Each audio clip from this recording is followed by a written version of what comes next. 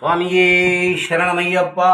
அகிலாண்ட கோடி பிரம்மாண்ட நாயகனே சரணமையப்பா. காசி ராமேஸ்வரம் பாண்டி மலையாளம் அடக்கியாலும் என் ஸ்ரீ தர்மசாஸ்தாவே சரணமையம். ஐயப்ப சுவாமியின் மகிமை பாகம் 76. பாத்தீங்கன்னா சொன்னீங்க பாருங்க, துரகுருசாமி கிட்ட எல்லா ஐயப்பன் கோயில் விஷயம் பேசின்னு இருக்கோம். ஐயப்பன் எதிர்க்க பேசாத என்கிட்ட பகவான் ஐயப்பன் நேற்று சொன்ன பாருங்க, டேய் என்ன வாங்கிட்டு போய் அவன் வீட்டுல வைடான்னு அப்படின்னு ஐயப்பன் சொல்றார். என்னடா ஒண்ணுமே புரியல, குருசாமி வீட்டுல போய் என்ன போய் ஐயப்பன் அவரை விக்கிரகத்தை வாங்கி வைக்க சொல்றாரு.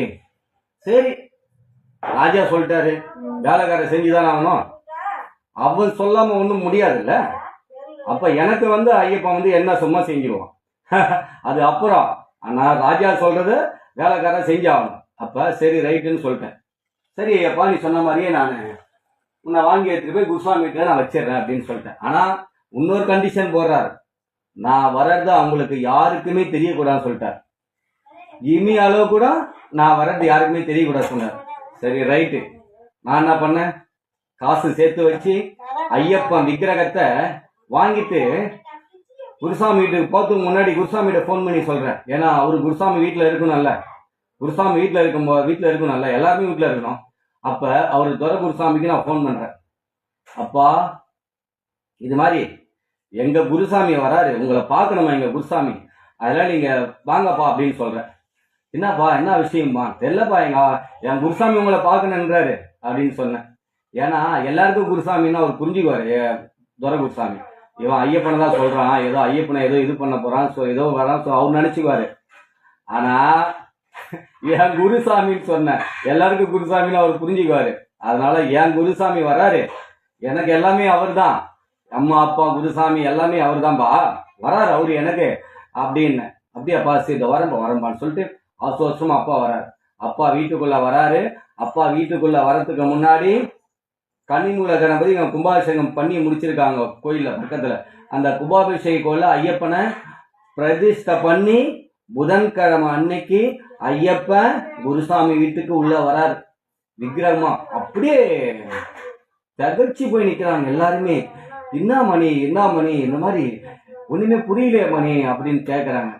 இல்லப்பா அன்னைக்கு நீங்க பேசும்போதே பகவான் ஐயப்பன் உங்க வீட்டுல வாங்கி வைக்க சொன்னாங்க, அத ராஜா சொன்னாரு, இந்த வேலைக்காரன் செஞ்சிட்டேன்பா அப்படின்னு சொல்றேன். அப்பா ஒரு பக்கம் கண்ணு கலங்கி அழுகுறாரு, இந்த பக்கம் அம்மா அழுகுறாங்க. என்னடா தம்பிங்க பார்த்து கண்ணு கலங்குறாங்க. அப்பா சொல்றாரு, அப்பா இந்த வீடு அவரு கட்டின வீடுப்பா, இந்த வீட்டுல அவர் தான் நான் வைக்கணும், நான் நடு வீட்டுல வைக்கணும்னு நினைச்சேன். ஆனா எனக்கு சிவனை பிடிச்சதா நான் சிவனை வச்சுட்டேன் அந்த இடத்துல. ஆனா அவரை நான் ஓரம் ஒதுக்கிட்டேன். ஆனா அதனாலேயே என்னவோ என்னை அவர் ரொம்ப என்னை சோதிச்சு என்னை இது பண்ணிட்டான். ஆனா இன்னைக்கு யார் மூலியம் வரணும்னு அவன் தீர்மானிச்சுட்டான்பா. பாருப்பா என் புள்ள மூலியமா என் குருநாதர் வராருப்பான்னு ஐயப்பா அவர் சொல்றாரு துரை குருசாமி. அடே காணத கண்ணில் அதான் சொல்றாரு. உன்னராத்தான் சொன்னார் ஐயப்பா, பா என்கிட்ட இருக்கிற பணத்துல நான் எப்படினாலும் ஐயப்பன் நான் வாங்கியிருப்பேன்பா. ஆனா ஐயப்பன் யார் அருள்பாலிக்கிறார், யார் மூலியமாக ஐயப்பன் உள்ளே வருகின்றார். கோடி கோடியா பணம் வச்சா, அந்த லட்சமா பணம் வச்சிருந்தா அவங்களால ஐயப்பனை விலை கொடுத்து வாங்க முடியாது. ஐயப்பன் யார் மூலியமாக உள்ளே வருகிறார், யார் மூலியமாக அருள்பாலிக்கிறார் பாருங்க. அப்பா அதை உணர்ந்து சொல்றாரு, கண்ணு கலங்குற சொல்றாரு, டேய் நீ தாங்க ஐயப்பன் சொல்றாரு, ஐயப்பனா உள்ள வரடா அப்படின்றாரு.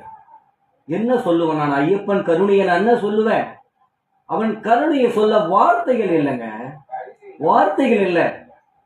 ஐயப்பன் உள்ள வர்றத குருசாமி பொண்ணு கனவு காணுது, நாத்திகா மணிக்கு கனவு காணுது. அப்பா நம்ம வீட்டுக்கு ஐயப்பன் உள்ள வர மாதிரி நான் அவங்க அப்பா கிட்ட சொல்லின்னு இருக்க. அந்த பொண்ணு கனவு அங்க உள்ள போயிட்டாரா, மஞ்ச மாதா கனவுல வரப்போறன்னு உள்ள அந்த பொண்ணுக்கு காட்டிட்டாரு. தம் புள்ள மூலியா வீட்டுக்குள்ள வர. பாத்தீங்களா ஐயப்பனோட மகிமைய. அதான் சொல்றேனே, கோடி கோடியாக பணம் வைத்திருந்தாலும் கடவுளை விலைக்கு வாங்க முடியாது.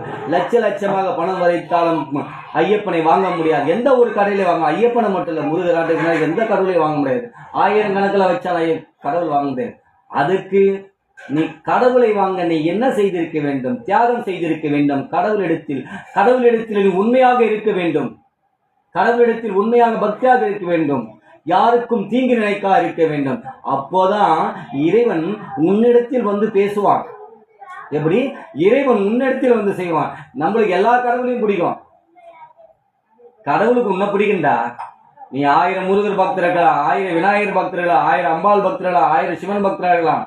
அது முக்கியம் இல்லை. கடவுளுக்கு உன்னை பிடிக்கணும். உனக்கு கடவுளை பிடிக்கிறது முக்கியம் இல்லை.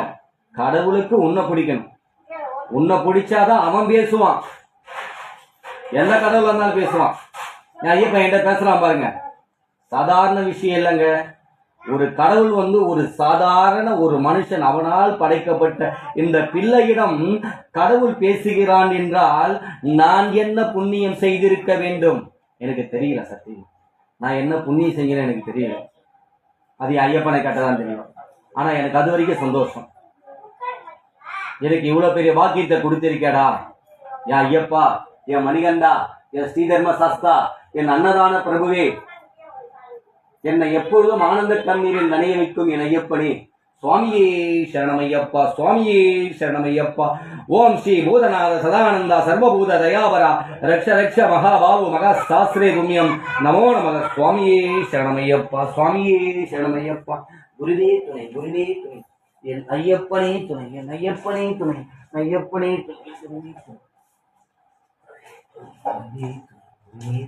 குருவே துணை.